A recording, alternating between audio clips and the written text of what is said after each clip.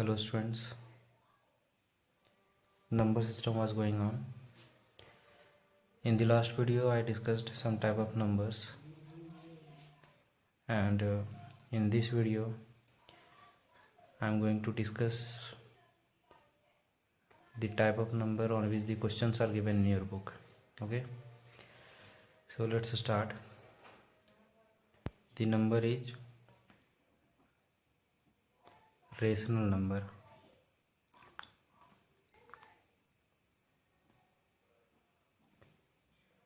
Okay आपने previous class में rational number के बारे में पढ़ा भी होगा।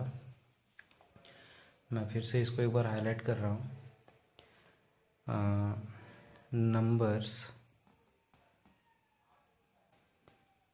That can be represented in the form of p by q. p by q means what? Fractional form. Okay, p by q का मतलब हो गया कि कोई भी फ्रैक्शन फॉर्म।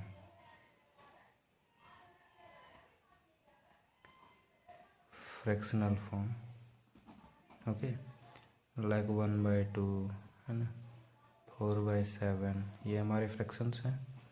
तो किसी भी नंबर को अगर हम p by q के फॉर्म में रिप्रेजेंट कर सकते हैं तो हमारा रेशनल नंबर होगा। But here is a condition where q is not equal to 0। q हमारा 0 नहीं होना चाहिए। ओके,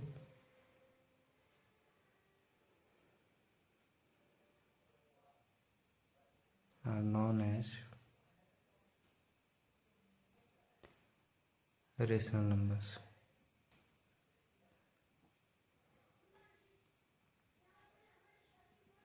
ओके, जैसे मैं कहूँ 1 को हम क्या p by q के फॉर्म में लिख सकते हैं? बिल्कुल लिख सकते हैं। अगर हम यहाँ लिखें 2/2 तो 2/2 का मतलब 1 ही होता है। इसी तरह से कोई भी सेम नंबर का अगर हम लोग फ्रैक्शन टाइप लिखें तो हमारा 1 ही कहलाएगा। 3/3 तो ये 1 के फॉर्म में है। अगर 2 को हम p by q के फॉर्म में रिप्रेजेंट करना चाहें तो इसको हम लोग लिख सकते हैं ऐसे 4/2, नहीं 6/2, 6/3, यस 10/5। तो ये जितने भी p by q के फॉर्म में जो फ्रैक्शनल फॉर्म है ये सारे 2 ही हैं, क्योंकि 4/2 means 4/2 we get 2, 6/3 6/3 means we get 2। तो ये 2 का ही फ्रैक्शनल फॉर्म है। तो वैसे कोई भी नंबर जिसको हम p by q के फॉर्म में रिप्रेजेंट कर सकते हैं वो हमारे रेशनल नंबर कहलाएंगे। ओके, तो as I told you, the questions are given in your book are on the basis of rational number in your first exercise. Okay, so let's start. How to find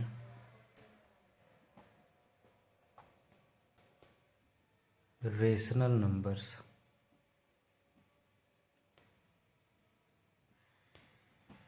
between two numbers or two integers।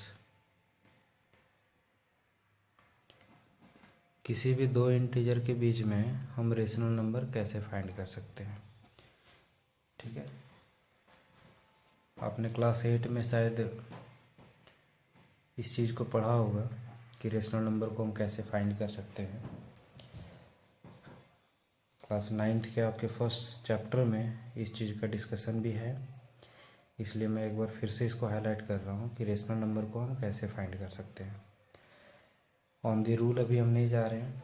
सबसे पहले जो basic rule है जो आपने previous class में पढ़ा है उसी के बेस पर मैं चलता हूँ। ठीक है,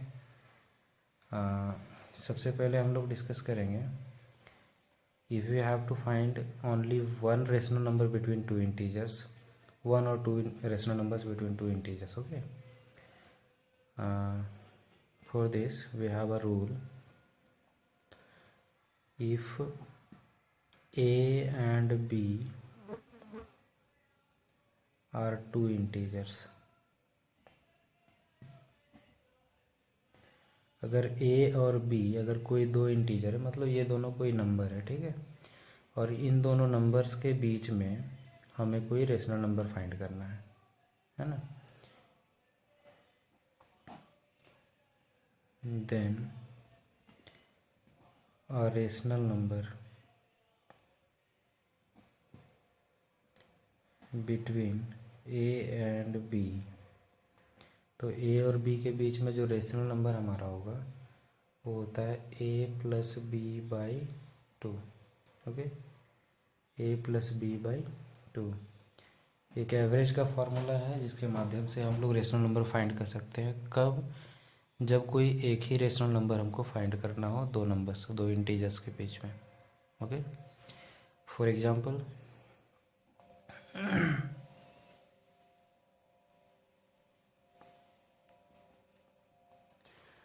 क्वेश्चन अगर ऐसा रहे, find a rational number between 1 and 2। अब स्टूडेंट्स थोड़ा यहाँ कंफ्यूज मत कर जाना आप लोग। यहाँ मैंने लिखा है कि find a rational number between 1 and 2। अब आप कहोगे 1 के बाद तो 2 ही आता है, तो इसके बीच हम कोई नंबर कैसे फाइंड कर सकते हैं? तो मैं बता दूं कि किसी भी दो कंजुगेटिव नंबर्स के बीच में इन्फिनाइट नंबर लाई करते हैं। ओके, कोई भी दो नंबर है उसके बीच भी इन्फिनाइट नंबर्स हैं। कितने नंबर्स वो आप काउंट भी नहीं कर सकते हैं, और वही नंबर्स हमारे जो हैं वो रेशनल है।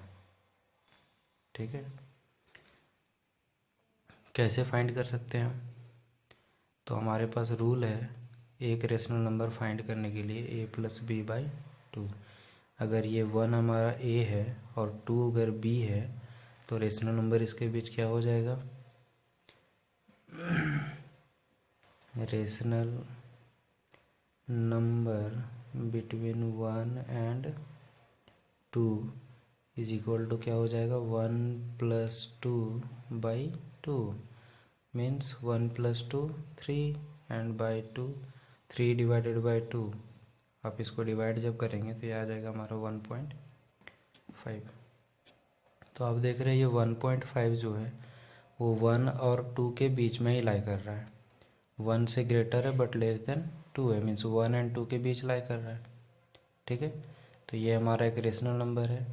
ये 1.5 अगर ना भी लिखें तो ये फ्रैक्शनल फॉर्म में ही अगर हम रखेंगे तो ज़्यादा बेटर होगा। ठीक है, ये इसका डेसिमल एक्सप्रेशन है। ठीक है, तो ये 3/2 हमारा क्या है? एक रेशनल नंबर है किसके बीच? 1 एंड 2 के बीच। अगर एक नंबर लाइन अगर हम लोग ले लेते हैं लाइक दिस, ये हमारा एक नंबर लाइन है जिसमें ये हमारा 1 है और ये हमारा 2 है। तो ये 1 एंड 2 के बीच हम लोग एक रेशनल नंबर फाइंड किए 3/2। ओके, 3/2 हमारा एक रेशनल नंबर आ गया। अब अगर कहता है यहाँ पे एक रेशनल नंबर नहीं बल्कि दो रेशनल नंबर अगर फाइंड करने के लिए कहता, या 3 रेशनल नंबर अगर फाइंड करने के लिए कहता, तो उस कंडीशन में हम लोग क्या कर सकते थे कि एक रेशनल नंबर हमें इसके बीच में मिल गया। ठीक है, अब दूसरा रेशनल नंबर अगर हमें फाइंड करना है तो ये हम अगर इस नंबर और इस नंबर को अगर हम लोग ले लेते हैं, इन दोनों नंबर को अगर हम लोग ले लेते हैं तो इसके बीच में भी हम लोग कोई रेशनल नंबर फाइंड कर सकते हैं लाइक दिस। अगर इस नंबर को और इस नंबर को अगर हम लोग ए और बी बनाते हैं तो इसके बीच में भी एक रेशनल नंबर हम लोग फाइंड कर सकते हैं। तो अदर रेशनल नंबर फाइंड करने के लिए क्या करेंगे? इसको हम लोग ए बना देते हैं और इसको क्या बना देते हैं? बी। तो फिर से हम लोग इस रूल को रिपीट करेंगे तो क्या हो जाएगा हमारा? ए के जगह पे क्या है? 1 प्लस 3/2 एंड बाई 2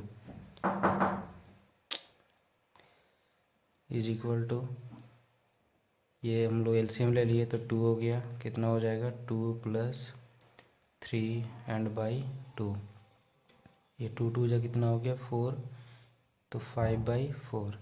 ये 5/4 जो हमारा इसके बीच में रेशनल नंबर लाई किया, ठीक है। तो ये हमारा था, अगर किसी दो नंबर के बीच में कोई एक सिंगल रेशनल नंबर या दो रेशनल नंबर या तीन रेशनल नंबर अगर हमको फाइंड करने के लिए कहा जाए तो हम लोग इस रूल को अप्लाई कर सकते हैं।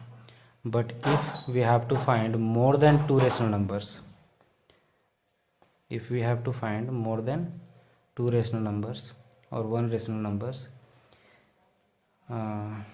then we have also a rule that is given in your book, and also some basic rules. I will discuss it in the next video. Okay, thank you. I am giving you some questions between which you have to find one or two or three rational numbers, okay, up to three rational numbers on the basis of this rule.